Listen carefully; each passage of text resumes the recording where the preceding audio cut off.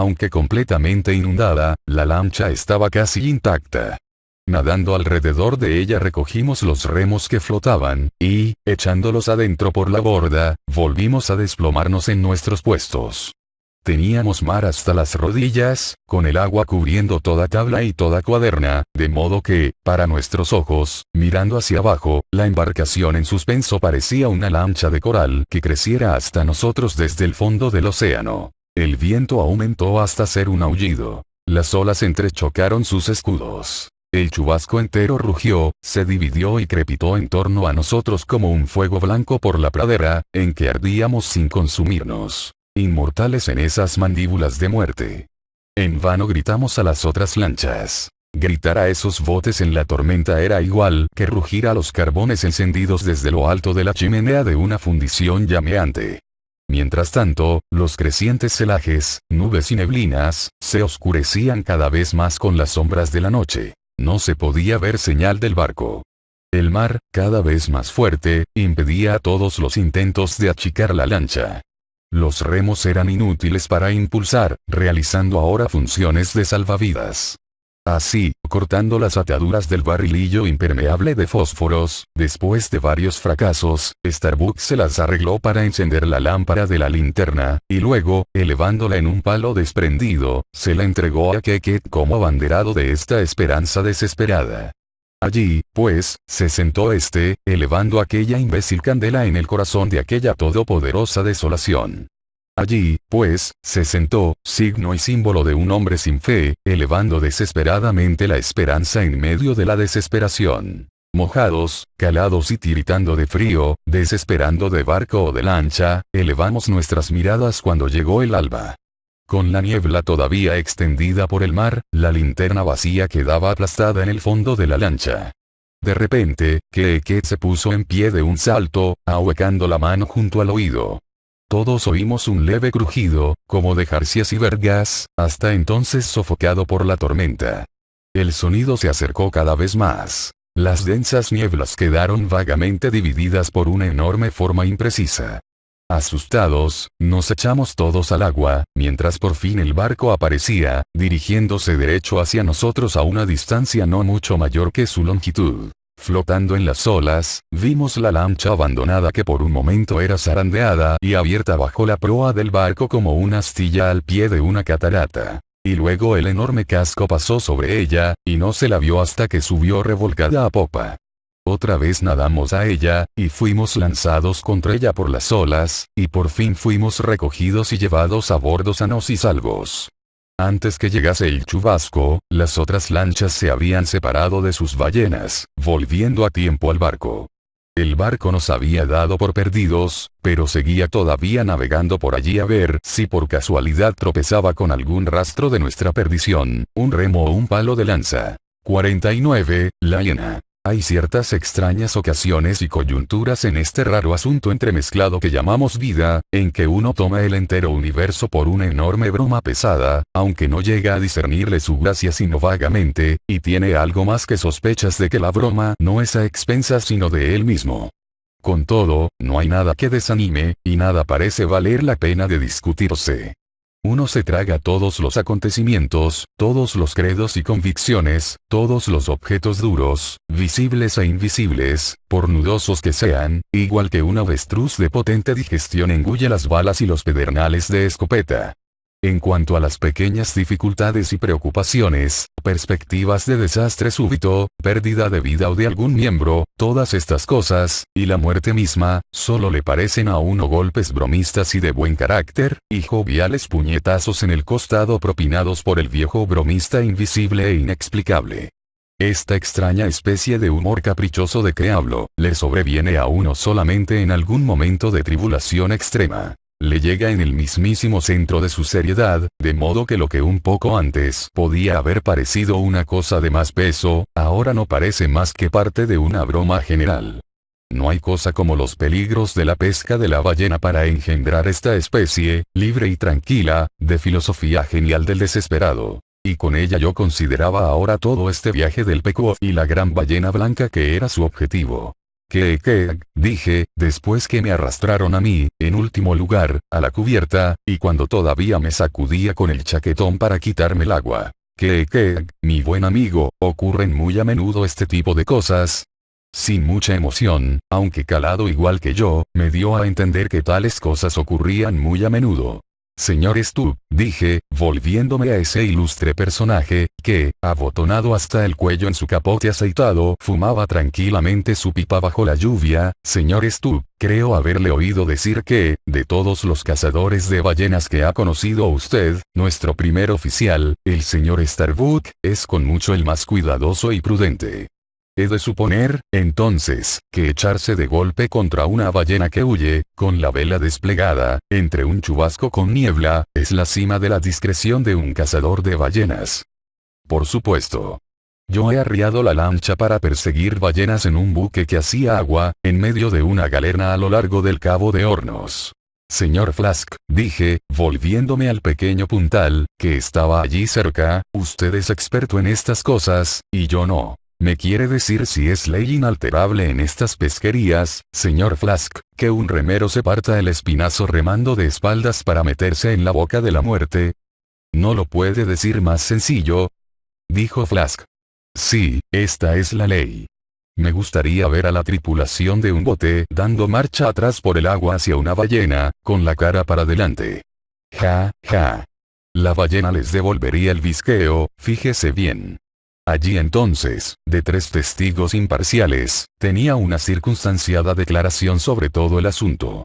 Considerando, pues, que los huracanes y vuelcos en el agua y consiguientes vivaqueos en las profundidades eran asuntos que ocurrían comúnmente en esta clase de vida. Considerando que el instante superlativamente crítico de lanzarnos del que gobernaba la lancha, a menudo un tipo que, en ese mismo momento, está a punto, a fuerza de ímpetu, de hacer un escotillón en la lancha con sus frenéticos pataleos. Considerando que el desastre ocurrido precisamente a nuestra precisa lancha se había de atribuir principalmente a que Starbuck se lanzó contra su ballena casi en las fauces de un chubasco, y considerando que, a pesar de eso, Starbuck era famoso por su gran cuidado en la pesca. Considerando que yo pertenecía a la lancha de ese Starbuck tan insólitamente prudente. Y, por último, considerando en qué persecución diabólica me había metido, respecto a la ballena blanca. Tomando todas estas cosas juntas, pensé que bien podría bajar a ser un borrador de mi testamento. ¿Qué? Dije, ven conmigo y serás mi notario, albacea y heredero. Puede parecer extraño que los marineros, más que nadie, anden enredando con sus últimas voluntades y testamentos, pero no hay en el mundo gente más aficionada a esta diversión. Era la 4ª vez en mi vida náutica que había hecho esto mismo. En la actual ocasión, una vez que estuvo concluida la ceremonia, me sentí mucho mejor. Se me había quitado una piedra de encima del pecho. Además, todos los días que ahora viviera serían tan buenos como los días que vivió Lázaro después de su resurrección. Una ganancia en limpio suplementaria de tantos meses o semanas como hubiera de ser. Me sobreviví a mí mismo. Mi muerte y mi entierro estaban encerrados en mi pecho. Miré a mi alrededor con tranquilidad y satisfacción, como un espíritu tranquilo, con la conciencia limpia, sentado entre las rejas de un confortable panteón de familia. Ahora, pues, pensaba yo, remangándome distraídamente el blusón, vamos allá en frío y atentamente, a una zambullida en la muerte y la destrucción, y al último que se lo lleve el diablo. 50, la lancha y la tripulación de Ab. Fedaya. ¿Quién lo habría pensado, Flask? Gritó Stubb. Si yo no tuviera más que una pierna, no me sorprenderían en una lancha, a no ser, quizá, para tapar el agujero del tapón con mi dedo gordo de palo. Ah, es un viejo admirable. Yo no lo creo tan extraño, después de todo, en ese aspecto, dijo Flask. Si la pierna estuviera montada hasta la cadera, entonces sería cosa diferente. Eso le incapacitaría. Pero le queda una rodilla, y buena parte de la otra, ya sabe. No lo sé, amiguito. Nunca le he visto arrodillarse. Entre los que entienden de ballenas, se ha discutido a menudo si, considerando la suprema importancia de su vida para el éxito del viaje, el capitán de un barco ballenero hace bien en poner en riesgo esa vida en los peligros activos de la persecución. Así, los soldados de Tamerlán muchas veces discutían, con lágrimas en los ojos, si esa inapreciable vida suya debía ser llevada a lo más espeso de la pelea. Pero con Ahab la cuestión tomaba un aspecto modificado. Considerando que, aun con 2 piernas, el hombre no es más que un ser renqueante en todos los tiempos de peligro. Considerando que la persecución de las ballenas siempre tiene grandes y extraordinarias dificultades, y que cada momento concreto, en efecto, comprende un peligro, en tales circunstancias, es sensato que un hombre mutilado entre una lancha ballenera para la persecución.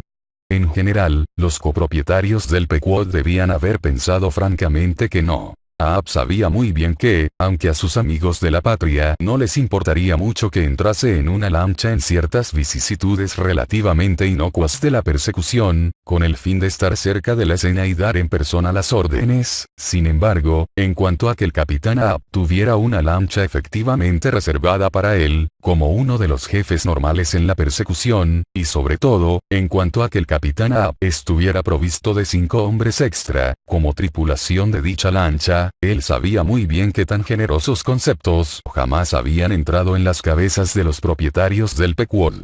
Por consiguiente, no les había pedido una tripulación de lancha, ni había sugerido de ningún modo sus deseos en ese aspecto. No obstante, había tomado sus propias medidas particulares respecto a todo ese asunto. Hasta que se divulgó el descubrimiento de Cabaco, los marineros lo habían previsto muy poco, aunque, desde luego, al estar un tanto fuera del puerto, y al concluir todos los hombres la acostumbrada ocupación de preparar las lanchas balleneras para el servicio, cuando algún tiempo después se encontró de vez en cuando afanándose en la cuestión de hacer toletes con sus propias manos, para lo que se creía que era una de las lanchas de repuesto, e incluso cortando solícitamente las pequeñas puntas de madera que, cuando corre la estacha, se clavan en la ranura de proa. Cuando se observó todo eso en él, y especialmente su solicitud porque se pusiera una capa más de revestimiento en el fondo de la lancha, como para hacer que resistiera mejor la presión puntiaguda de su pierna de marfil, y asimismo la ansiedad que evidenciaba al dar forma exacta a la tabla para el muslo, o castañuela, o galápago, como se llama a veces a esa pieza horizontal en la proa de la lancha, para apoyar la rodilla al disparar el arpón o dar tajos a la ballena. Cuando se observó que a menudo estaba en ese bote con su rodilla única fija en la depresión semicircular de la castañuela, o arrancando, con el formón del carpintero, un poco de allí y alisando un poco de aquí. Todas esas cosas, digo, habían despertado entonces mucho interés y curiosidad. Pero casi todo el mundo supuso que esa particular atención de Ahab en los preparativos debía ser solo con vistas a la persecución definitiva de Moby Dick, pues ya había revelado su intención de dar caza en persona a ese monstruo mortal. Pero tal suposición no implicaba en absoluto la más remota sospecha de que hubiera ninguna tripulación asignada a aquella lancha. Ahora, con sus fantasmas subordinados, lo que quedaba de asombro se disipó pronto, pues en un barco ballenero los asombros se desvanecen pronto. Además, de vez en cuando se presentan tan inexplicables restos y sobras de naciones raras, saliendo de desconocidos rincones y agujeros de ceniza de la tierra, para tripular a esos proscritos flotantes que son los barcos balleneros. Y los barcos mismos a menudo recogen tan extrañas criaturas de desecho, que se encuentran flotando en alta mar sobre tablas, restos de remos rotos, lanchas balleneras, canoas, juncos japoneses asolados por el huracán, y cualquier otra cosa, que el propio Belcebú podría trepar por el costado y bajar a la cabina a charlar con el capitán, sin crear en el castillo de proa ninguna excitación irreprimible. Pero, sea como sea todo esto, lo cierto es que mientras los fantasmas subordinados pronto encontraron su lugar entre la tripulación, por más que como si fueran algo, no se sabe cómo, distinto de ellos, sin embargo, aquel fedayá del pelo en turbante siguió siendo hasta el fin un misterio. Nadie sabía de dónde venía un mundo bien educado como el nuestro, ni por qué clase de vínculo inexplicable pronto evidenció estar unido a la suerte personal de Ahab. Más aún, hasta el punto de tener una suerte de influencia medio sugerida, o, el cielo lo sabe, quizá hasta con autoridad sobre él. Pero nadie podía asumir aire de indiferencia respecto a Fedayá. Era una criatura tal como la gente civilizada y doméstica de la zona templada solo ve en sus sueños, y aun eso vagamente. pero cuyos semejantes se deslizan de vez en cuando entre las inmutables comunidades asiáticas, especialmente en las islas orientales, al este del continente, esos países aislados, inmemoriales, inalterables, que, aun en los días actuales, conservan mucho de la espectral condición aborigen de las generaciones prístinas de la Tierra, cuando la memoria del primer hombre era un recuerdo claro, y todos los hombres, descendientes suyos, no sabiendo de dónde había venido él, se miraban unos a otros como auténticos fantasmas, y preguntaban al sol y a la luna por qué habían sido creados y para qué fin. Cuando, además de que, según el Génesis, los ángeles mismos se casaron con las hijas de los hombres, también los demonios, según añaden los rabinos no canónicos, se permitieron amoríos mundanales.